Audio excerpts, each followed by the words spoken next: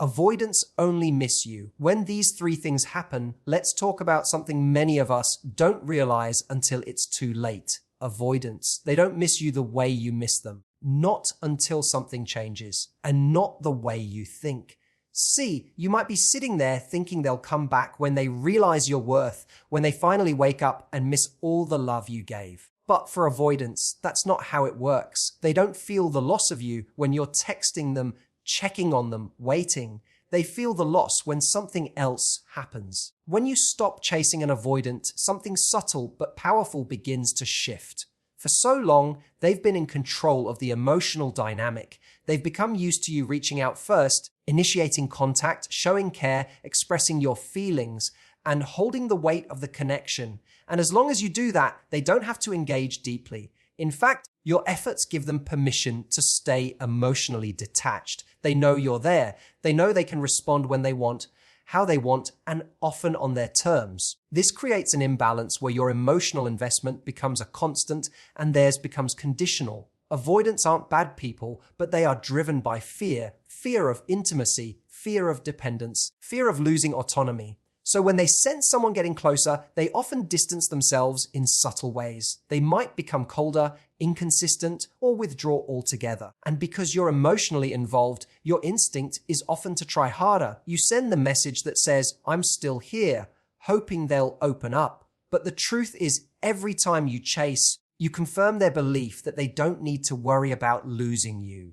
They can pull away without consequence. They can delay emotional growth because you're doing all the heavy lifting. But the moment you stop, that's when their reality starts to shift. When you stop texting first, when you don't ask to see them, when you're not watching their stories or liking every post, they feel it. At first, they may not even consciously register it as missing you. It might feel like confusion, irritation, or restlessness.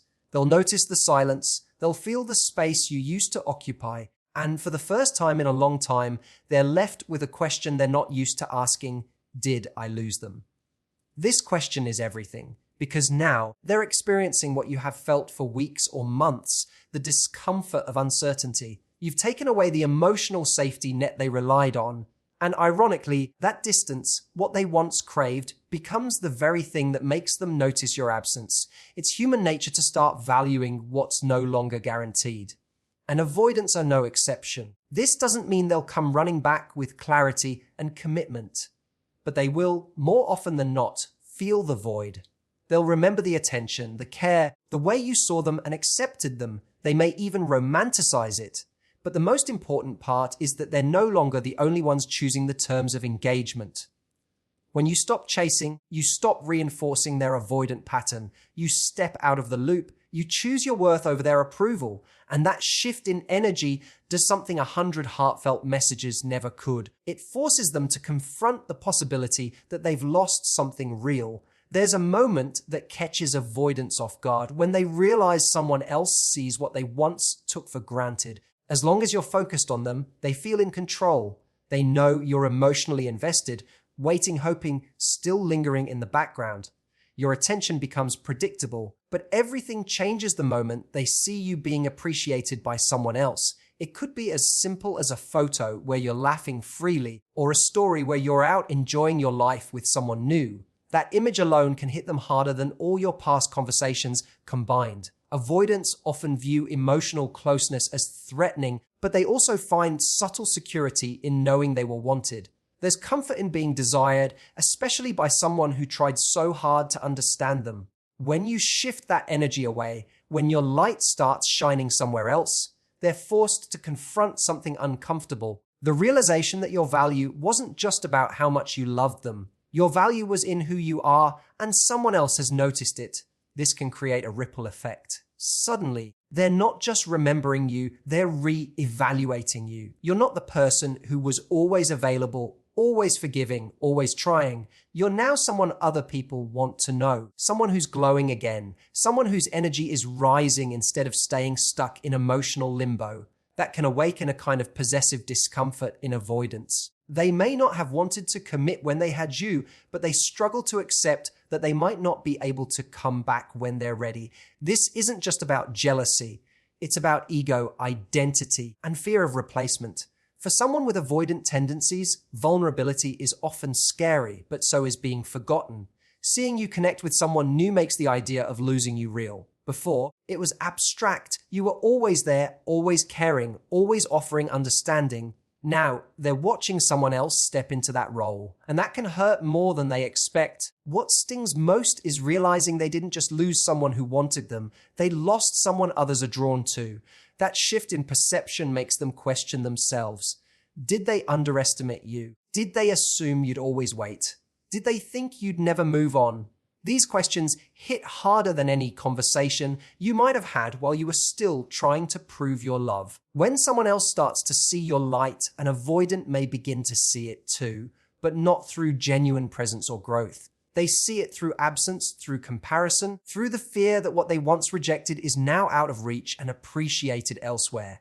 This can trigger longing, but not necessarily accountability. It can spark missing, but not always readiness. Still, it's often the first time they truly feel what you felt all along, the sting of being replaced, the ache of watching someone they cared about find connection without them. And for someone who always thought they had time, that realization can feel like a door closing. Avoidants tend to operate on the belief that you'll always be there, even if you pull away for a while. They often assume it's temporary.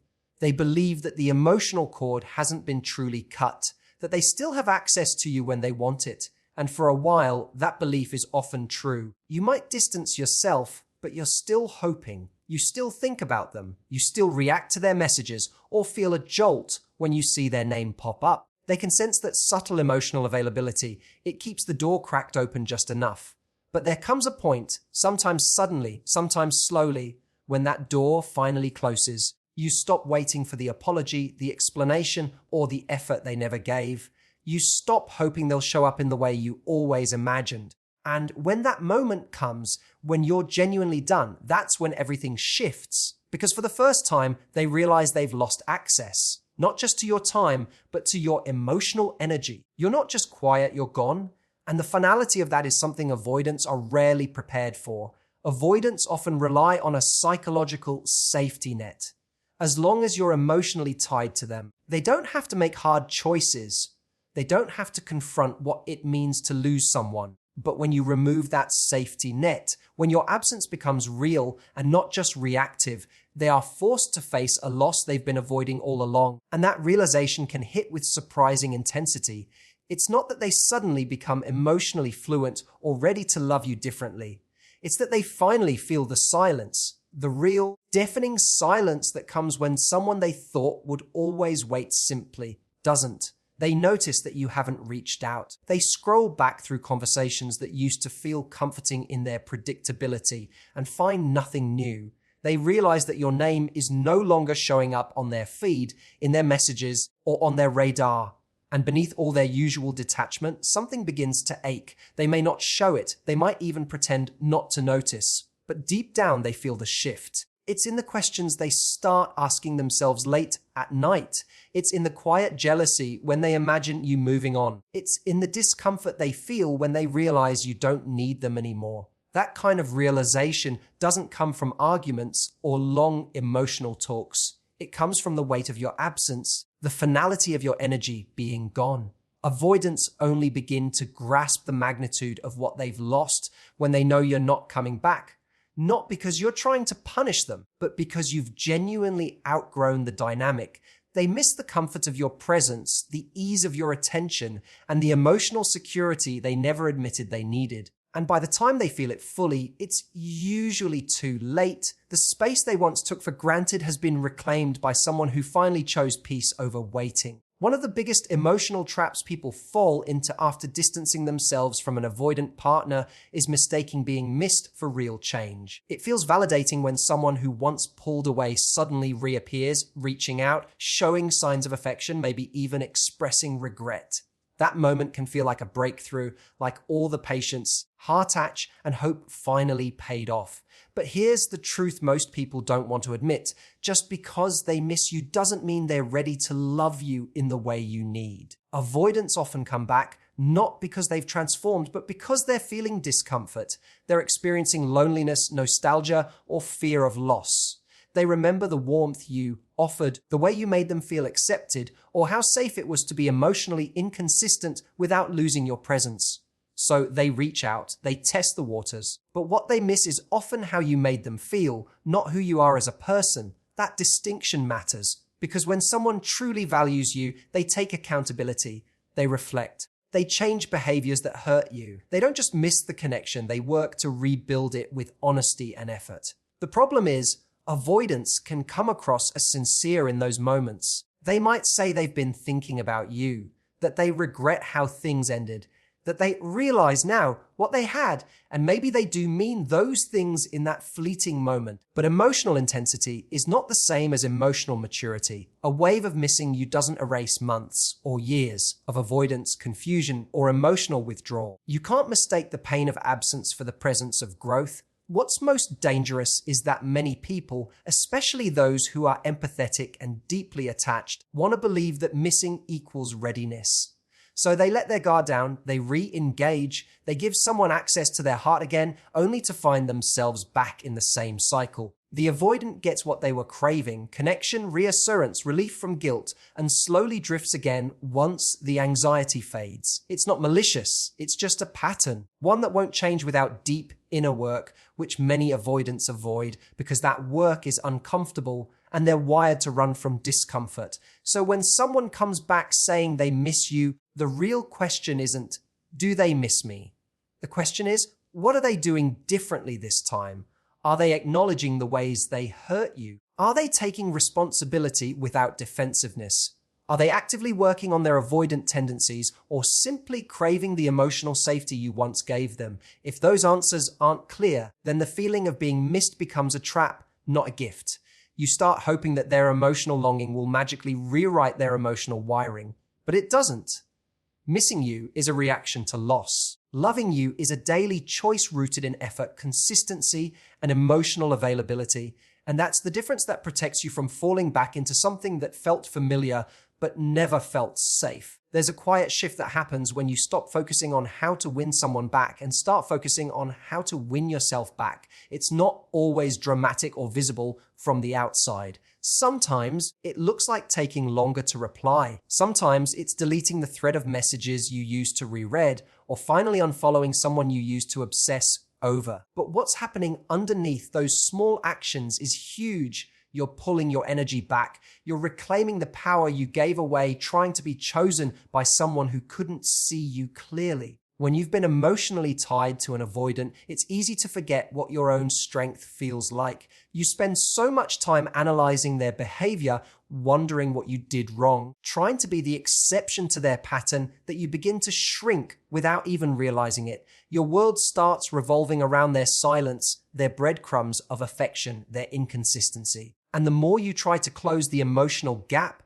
the more distant they feel. It's exhausting, it's confusing, and eventually it's demoralizing. But the moment you stop chasing, really stop, not just to get a reaction, but because you've reached an emotional breaking point, you change the entire dynamic. You're no longer the one carrying the emotional labor. You're no longer sending signals of need or waiting for validation. You've taken yourself out of the game they were comfortable playing. And that shift, while painful at first, is powerful.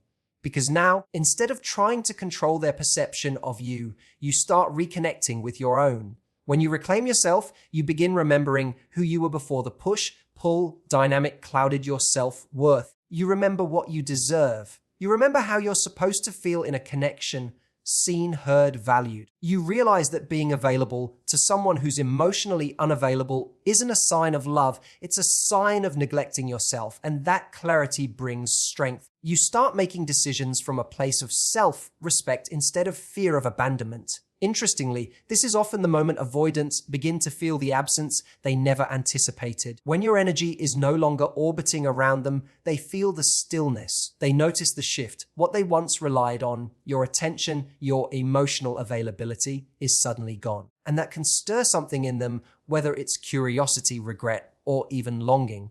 But by then, you've stepped into a different kind of power, one that no longer depends on how they respond. Reclaiming yourself doesn't mean becoming cold or bitter. It means becoming whole again. It means no longer waiting for someone else to decide your worth. It means trusting that what you bring to a relationship is valuable, and if someone can't meet you where you are, it's not your job to dim your light until they feel comfortable. You begin to realize that the greatest love you'll ever offer isn't the one you gave to someone who couldn't hold it. It's the love you return to yourself when you finally stop chasing and start choosing. There's a moment avoidants don't expect. A moment when you no longer feel the need to explain yourself, to prove your value, or to revisit the past. That moment when your silence stops being about hurt and starts becoming about peace is often when they begin to truly feel your absence. And more than that, they feel your detachment. Not the kind that's done to spark a reaction or play a game, but the kind that comes from genuine emotional resolution. The kind that says, I've made peace with not needing closure from you. Avoidants are often used to people circling back. They're familiar with emotional tension, with conversations that leave the door open. They thrive in grey areas where commitment is delayed and clarity is avoided. So when you fall silent at first, they assume it's temporary. But when that silence stretches on, and it's no longer tied to pain or resentment, but instead rooted in indifference, they notice. And it unsettles them more than any argument ever could. True emotional detachment doesn't come from anger. It comes from no longer being emotionally invested in what the other person does or doesn't do. You stop checking for updates. You stop interpreting their silence. You stop measuring your worth by their recognition. That's when your energy becomes truly unavailable. And in the world of an avoidant who's used to having emotional access without accountability, that kind of detachment is a wake-up call. They might start to test the waters again, a random message, a just checking in, or a nostalgic comment designed to reopen the emotional line. But what catches them off guard is not just your silence. It's the fact that you're no longer waiting for them to notice. You're no longer holding space for them to figure it out. You've moved forward, not out of bitterness, but because something inside you finally clicked you deserve consistency, not confusion. Avoidants often only realize what they had when the emotional safety net is truly gone. When your silence isn't sharp or reactive, but calm and complete. It's not the kind of silence that punishes, it's the kind that frees. And that's what they miss the most. Not just you, but the version of themselves that felt understood, accepted, even loved by you. When that space is no longer available, they feel the full impact of what they let go. But by then, you're no longer holding onto the hope that they'll come back differently. You've stopped trying to rewrite the ending. You've stopped playing scenes over in your mind. You've let go, not because you didn't care, but because you finally realized that caring alone isn't enough to make someone show up the way you need them to. Your detachment becomes the loudest message you'll ever send that your peace matters more than being understood by someone who refused to understand you when it counted. And that's often the moment they start to feel the true weight of your absence, not because you left, but because you're no longer emotionally available to return.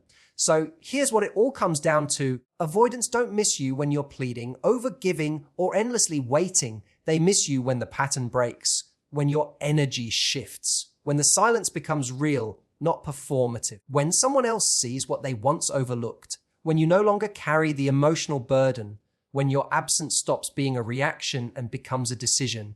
And most of all, they miss you when you've truly reconnected with your self-worth. But the deeper truth is, being missed is not the prize. Being valued, chosen, and respected in real time, not in hindsight, is what you're really after. And that starts with you choosing you. Because once you reclaim your energy, once you start living from a place of clarity instead of craving, the kind of people you attract begins to change. The relationship you have with yourself sets the standard for every connection that follows. So if you've been tangled in a cycle with someone who runs hot and cold, who pulls you in only to push you away, don't waste your light trying to prove your worth to someone who only notices it when it's gone. Let your silence speak. Let your peace protect you. And trust that the right person won't need to lose you to finally see you. Thank you so much for being here today. Thank you for giving yourself the space to reflect, to feel, and to grow. If this message resonated with you, hold it close. Revisit it when you forget who you are or what you deserve. Healing isn't linear, and letting go doesn't always feel empowering at first, but over time, your peace will become the clearest evidence that you made the right choice. Take care of your heart, protect your energy, and most importantly, never forget, You don't need to be missed to matter. Thank you and goodbye.